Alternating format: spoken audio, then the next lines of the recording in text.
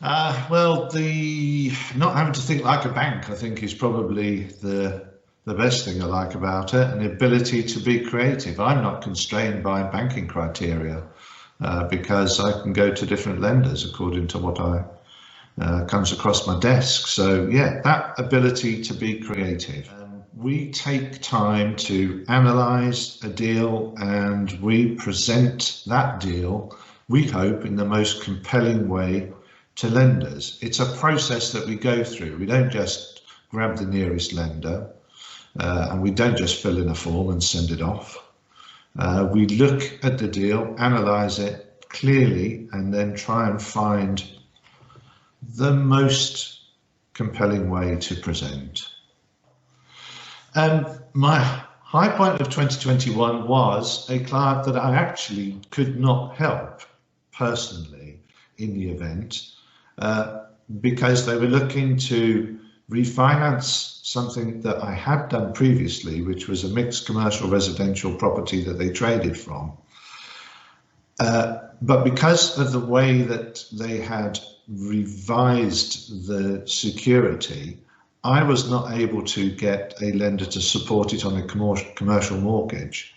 However, I referred it over to one of my introducers who's a residential mortgage broker, and between the two of us giving information over to them, they were able to assist the client and get them what they wanted.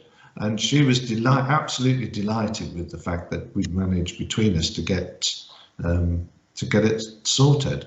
I didn't make any money out of it, but that's one of those things. It's just nice to have a good client happy. And actually, 2 minutes before we spoke, she has just emailed me to say that she's looking to purchase her new trading premises and wants my assistance with it. So there you go, it all comes round.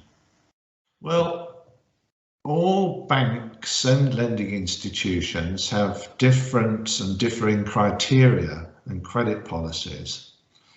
No SME is going to know what those are.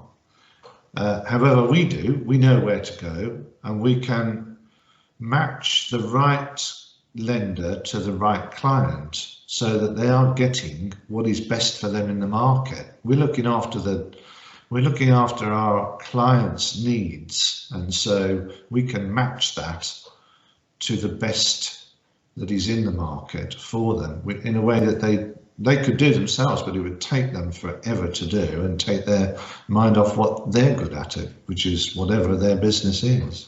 The hardest aspect of looking after a client's case through from inception through to completion is all the different agencies that are involved: client, lender, valuers, solicitors, agents. They all have to be kept in the loop, and it's a bit like spinning lots of plates. You've got to keep your eye on all of those plates spinning, because once one goes, it affects all the others. So it's that balancing act that you have to go through. You can't just think to yourself, I've got the client, the lender, that's it, I can sit back and wait for it all to happen. You have to keep it going, and that's the toughest part of it. Getting it through to completion is the ultimate aim. Well, this just in the last 12 months, I raised funds on a classic car collection, well, a modern classic car collection, all cars from the 80s and 90s, to assist a client who was looking to raise some capital to do some work on some commercial property that he owned. And this seemed the simplest way to do it. Once I'd gone through, he was an existing client, but once I'd looked to see what other assets he had, this seemed the most sensible way to find the funds for him, and the quickest method, and as it turned out, very reasonably priced too. But it was unusual because that's not what he came to me for. He wanted funding to develop some of his property, and we ended up